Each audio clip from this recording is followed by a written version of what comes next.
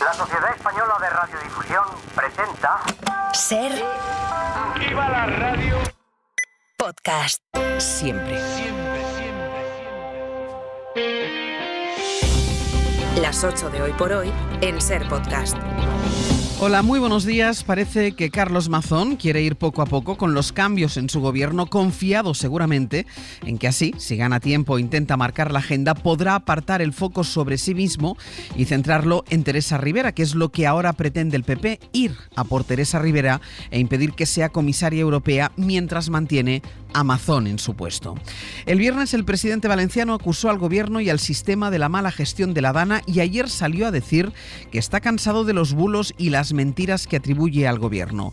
Insiste en que no hacía falta que él fuera al CECOPI a coordinar la emergencia y asegura que aquel día 29 él estuvo comunicado todo el tiempo. No estuve incomunicado. Hablé incluso con la gente que dice que estuve incomunicado, como es el alcalde de Cullera. A las 18:28 le llamé. No estuve incomunicado en ningún momento, no he negado ninguna comida. Yo mantuve mi plan del día porque estaba aquí todo el mundo preparado, porque estaba todo el mundo válidamente constituido. Era un órgano del que yo no formo parte. Y vine para preocuparme presencialmente del verdadero riesgo de Forata cuando se nos informó. Y vine presencialmente para estar aquí también.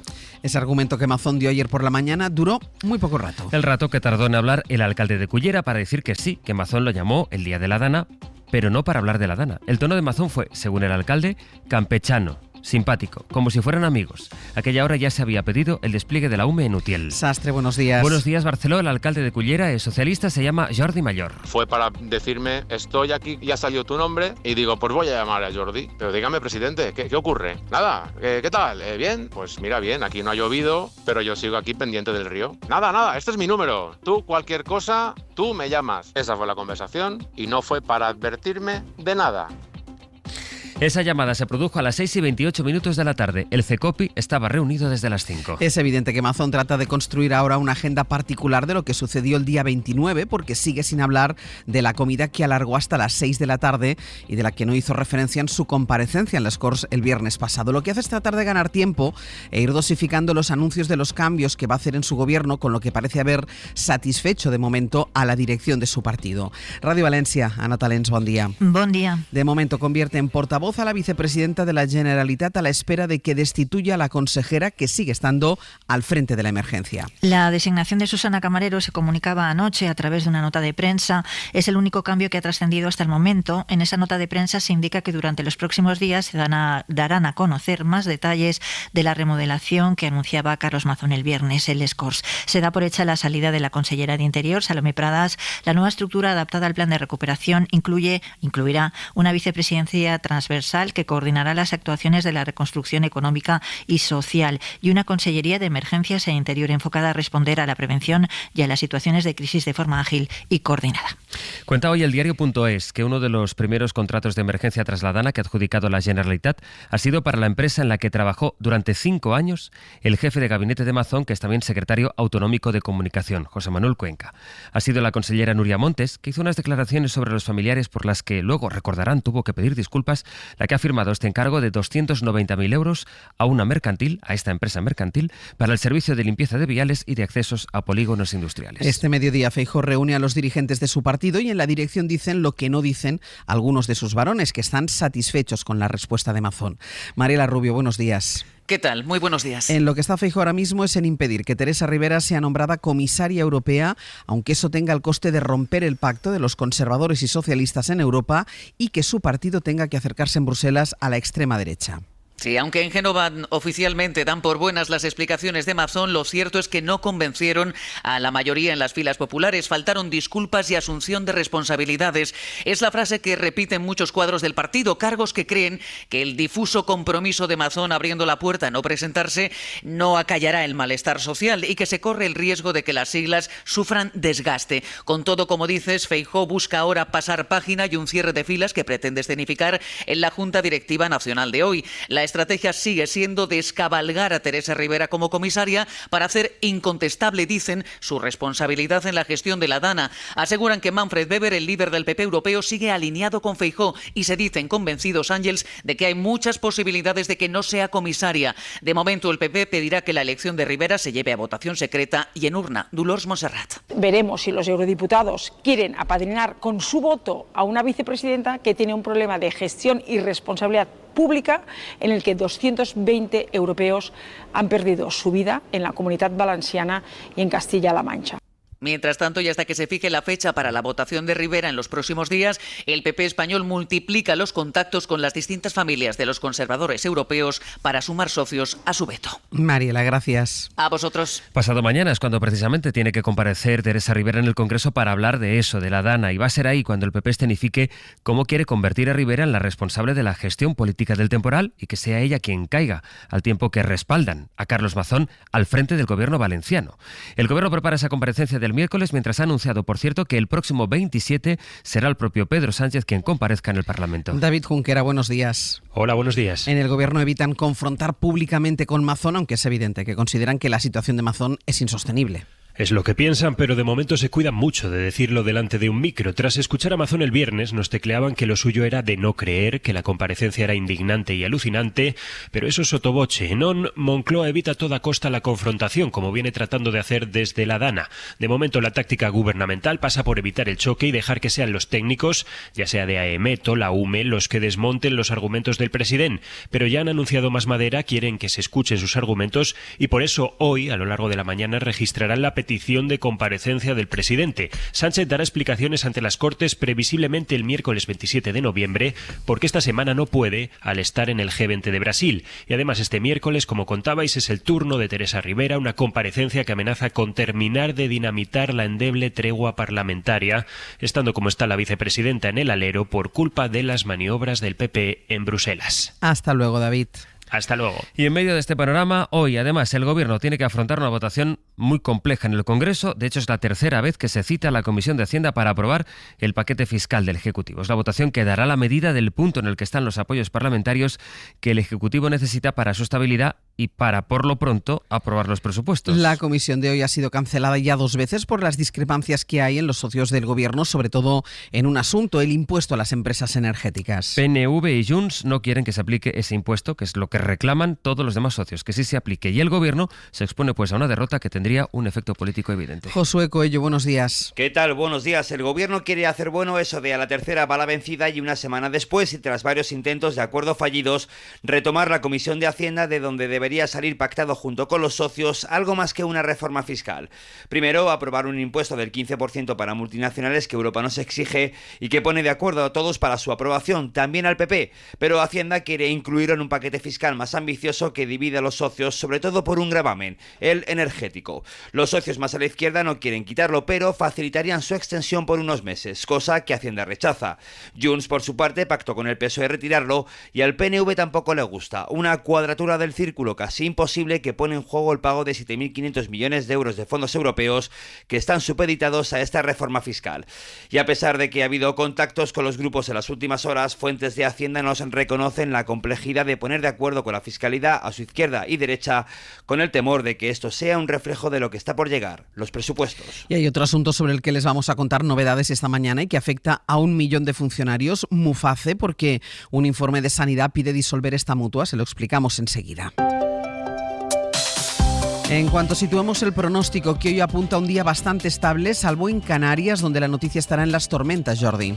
Tormentas que pueden afectar cualquier punto del archipiélago, aisladas, pero cuidado porque descargarán de manera torrencial, y especial atención en la isla de La Palma, primero en la mitad oeste, avanzada la tarde en el resto de la isla, es aquí donde puede descargar con más intensidad, también al final de la jornada en la isla del Hierro, mucha precaución cerca de barrancos, y en la península nubes durante la mañana y niebla, después mucho sol y temperaturas que se mantendrán muy por encima de lo que sería habitual por las fechas, máximas entre los 15 y los 20 grados. Hoy por hoy noticias. Ser Podcast. Les decía que tenemos novedades en torno a Muface. Mariola Laurido, buenos días. Buenos días, Ángel. Es un informe del Ministerio de Sanidad que plantea disolver este sistema que beneficia a 1 millón de funcionarios. Sí, ha diseñado un plan para acabar con Muface porque lo considera un modelo insostenible e incorporar a los funcionarios al sistema público. Se financiaría con los 2.600 millones de euros que el Gobierno destina a las aseguradoras privadas que, según Sanidad, seleccionan a los pacientes con menos coste. Ese dinero iría a las comunidades autónomas con carácter finalista. Tendrían que invertirlo en reforzar los sistemas autonómicos sanitarios. El Ministerio propone prorrogar el concierto, que ha quedado desierto, durante 9 meses e ir asumiendo paulatinamente a los mutualistas. El informe que adelanta la cadena SER asegura que ahora mismo 1 millón de funcionarios reciben atención privada. Otros 500.000 ya han elegido la pública y dice que la población de Muface está envejecida. Madrid, Andalucía, Extremadura y Castilla y León serían las comunidades autónomas que más pacientes mayores de 65 años tendrían que asumir. Porque hasta ahora, Mariola, ¿cuál ha sido la polémica en torno a Muface?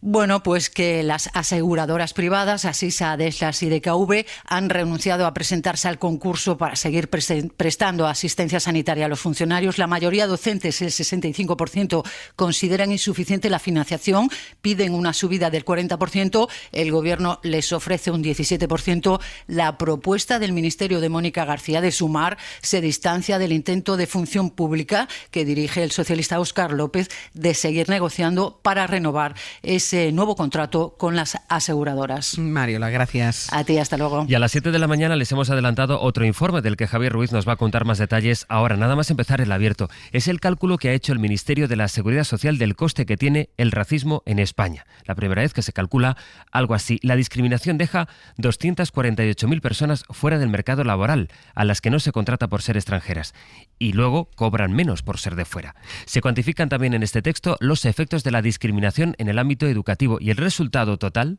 es que la factura del racismo es de 17.000 millones de euros al año. Es decir, España podría crecer un 1,3% más de su PIB si se integrase sin discriminación a las personas migrantes. Hoy por hoy noticias.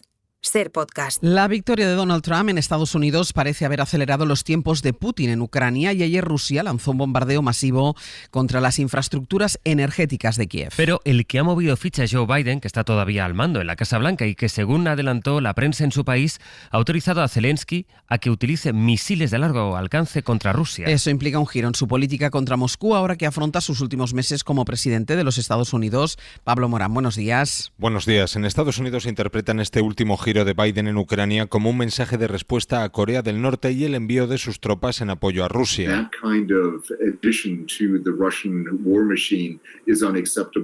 Algo inaceptable ante lo que Washington responde, señalaba anoche este exalto mando del ejército en la CNN. De hecho, esas tropas que preparan la reconquista de la región de Kursk son el primer objetivo de esos misiles, según la prensa norteamericana.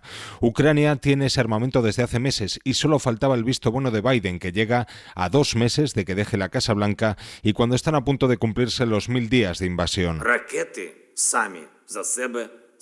Esos misiles hablarán por sí solos, anunciaba anoche Zelensky en su mensaje diario, después de una dura jornada, después del mayor ataque ruso contra Ucrania de los últimos 3 meses. El objetivo de nuevo ha sido el sistema energético del país. Este lunes varias regiones ucranianas sufrirán cortes de luz durante la mayor parte del día mientras se reparan los daños. Putin aprieta a pesar de la supuesta llamada desmentida por el Kremlin en la que Trump le habría pedido evitar la escalada bélica en Ucrania. ¿Y en Gaza? Han muerto 111 personas este fin de semana en un nuevo ataque de Israel contra una zona residencial del norte de la franja. Israel además ha ampliado su ofensiva en el Líbano con ataques contra Beirut y también con una incursión terrestre más al norte todavía. Hoy Borrell tiene previsto pedir oficialmente a los 27 que revisen el acuerdo de asociación con Israel. Y mientras el secretario general de la ONU ha vuelto a pedir un alto el fuego. Peace in Gaza. Guterres, que participa desde hoy en esa cumbre del G20 que se celebra en Río de Janeiro y donde España también estará como invitado permanente, estará Pedro Sánchez. En apenas 20 años, la riqueza del 1% de la población que más tiene ha aumentado un 150%. Según un informe de Oxfam que se ha publicado esta madrugada con motivo de esta reunión del G20, los millonarios controlan ya el 31% de la riqueza total, 68,7 billones de dólares. Jordi Fábrega. A las puertas de la reunión del G20 en Brasil, Oxfam denuncia que las desigualdades económicas entre ricos y pobres van cada vez a más. Según un análisis que acaba de publicar a partir de los datos del informe de riqueza de UBS, los más adinerados han más que duplicado su riqueza en los últimos 20 años.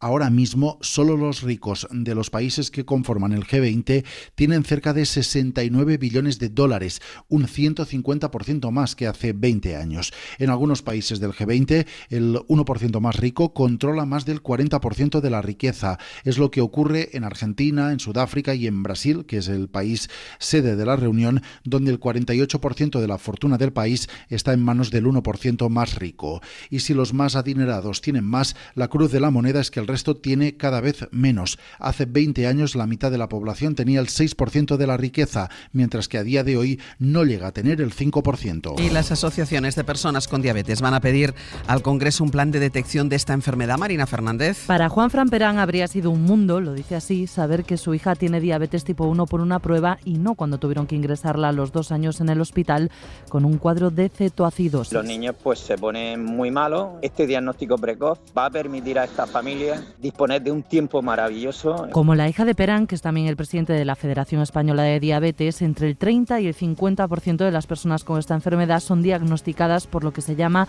un debut traumático, cuando la enfermedad les lleva al hospital porque ya está avanzada. Purificación Ros es especialista en endocrinología pediátrica. Pacientes que debutan con cetoacidosis tienen mayor número de complicaciones a largo plazo. Por eso expertos, pacientes y familias van a reclamar hoy en el Congreso medidas para mejorar el diagnóstico en la infancia y mejorar así la calidad de vida de estos pacientes. Y en 10 minutos el abierto. Con Elena Pisonero, Antón Losada e Ignasi Guardán. Para no perderte ningún episodio, síguenos en la aplicación o la web de la SER, Podium Podcast o tu plataforma de audio favorita.